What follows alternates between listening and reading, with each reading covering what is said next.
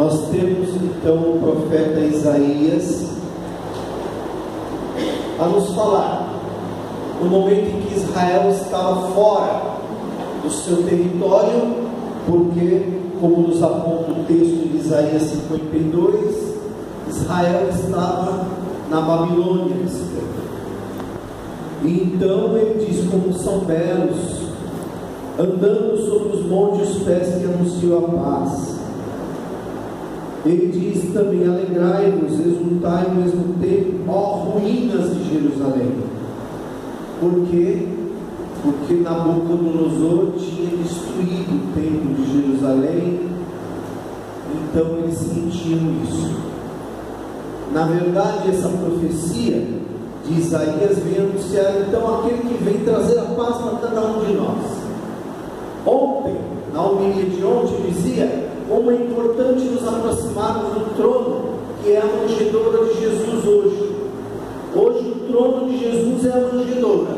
E como todos os pastores saíram do seu local, no qual estavam então inertes, parados, e passaram a caminhar na direção de Jesus. Hoje a liturgia vem mostrar para nós que agora o movimento é de Deus. É Ele que anuncia a paz, o shalom do Pai. Para quê? Para que tudo aquilo que Deus criou, para que todos os seres humanos conheçam verdadeiramente o propósito de Deus. O único que sabe o que passa no coração do Pai é o Filho, porque é revelado ao Filho. Por isso o Filho se transborda também no anúncio do Evangelho, da Boa Nova, naquilo que o Pai quer que Ele anuncie. Para compreender melhor isso, então São João, no seu prólogo, vem dizer então e anunciar o princípio que era a palavra. O interessante de São João é que quando ele vai escrever o Evangelho, ele usa como base os 7 dias da criação. 7 dias. Se nós pegarmos todo o Evangelho de São João, nós vamos ver que a didática de João foi pegar os 7 dias da criação e dividir no seu Evangelho, para mostrar, através dos 7 dias da criação, como ele desenvolve esse nascimento, essa vida, essa morte, essa ressurreição do próprio Filho de Deus. Aqui então, nós estamos no primeiro dia da criação. Por isso, que no Evangelho de São João começa dizendo: no princípio a palavra era a palavra, e a palavra estava com Deus, e a palavra era Deus. Porque lá em Gênesis diz: no princípio Deus criou a luz. Então São João, na didática para anunciar Jesus, ele vem nos dizer: olha, assim como o Pai criou a luz para iluminar o mundo, assim o Pai envia seu Filho, que é luz para o mundo, para iluminar agora aqueles que jazem nas trevas. Jesus Cristo é esta luz, mas é uma luz eterna, que sempre esteve com o Pai, naquilo que nós chamamos da comunhão profunda entre o Pai, entre o Filho e entre o Espírito Santo.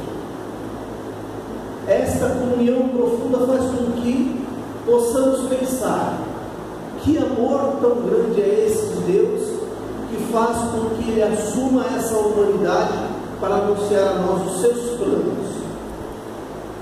Por isso, no ano da misericórdia, bem assim fez o Papa Francisco, lançando misericórdia e vultos. O rosto da misericórdia do Pai é Jesus Cristo. É Ele que nos anuncia esse amor para nós e como Deus nos trata com esse amor. Eu me lembro de um canto que diz que até mesmo quando nós somos ingratos para Deus, Deus se faz amor. Porque Deus não pode contrariar a si próprio, Ele é misericórdia. Agora vejam, o interessante do Evangelho é olhar um pouquinho hoje para a pessoa de São João Batista.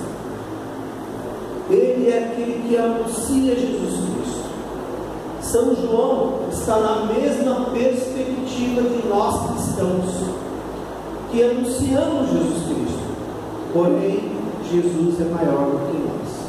Por quê? Porque se o próprio Jesus nos fez profetas e profetisas nele, porque nós participamos do profetismo de Jesus, ele é maior do que nós, porque veio antes de nós, porque existia também antes de nós, porque era antes de nós, a luz que ilumina os nossos pensamentos e todo o nosso ser, a palavra de Deus que habita no meio de nós, é Jesus Cristo, para dizer a nós o que devemos fazer, e fazer de nós belos, porque como são belos os pés daquele que anuncia a paz. Aqui eu chamo a atenção a esse termo, os pés. Por quê? Na Sagrada Escritura, quando se fala aos pés, está se falando de uma comunhão profunda. Maria estava aos pés da cruz, quer dizer que ela estava em comunhão profunda com a cruz, com o próprio crucificado. A mulher entrou no local e se colocou aos pés de Jesus e lavava seus pés com lágrimas. Significa que ela estava numa comunhão profunda com Jesus. Jesus tirou sua túnica, se enrolou com uma toalha e se colocou aos pés dos discípulos. Ele agora está com comunhão profunda com os discípulos. Como são belos os pés, para dizer que quando nós andamos, nós caminhamos, devemos caminhar sempre na direção que Deus nos aponta. E se caminhamos com os pés, é claro, teologicamente tem uma dimensão de comunhão profunda com Deus. Aquele que caminha na direção de anunciar Jesus Cristo, custe o que custar. Às vezes a duras penas, às vezes com alegria, às vezes com lágrimas nos olhos, às vezes com um sorriso, mas o que importa para nós e para Deus, e o que Deus espera de nós, é que verdadeiramente possamos continuar caminhando e anunciando Jesus Cristo que se encarnou no meio de nós. Assim sendo, nós estaremos colocando o nosso batismo em movimento e mostrando que os nossos caminhar, nós estamos continuamente em comunhão profunda com Jesus. Não podemos parar. O que estáis fazendo aí parado? Disse o anjo aos pastores. Estão fazendo o que? Nasceu o Salvador. Bote, vá, ande, coloque-se a caminho em direção a Jesus Cristo. A mesma coisa aconteceu com Nossa Senhora, quando ficou grávida, saiu apressadamente para anunciar Jesus.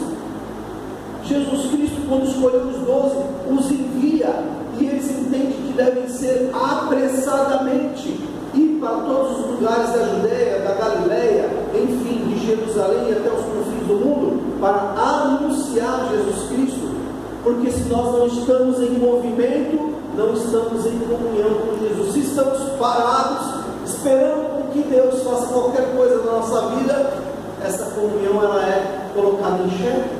Mas se estamos caminhando, então, anunciando Jesus aqui, acolá, então nós vamos vendo que Deus vai nos surpreendendo no nosso anúncio. Hoje, veja, a boa nova para nós é que o Verbo se fez carne.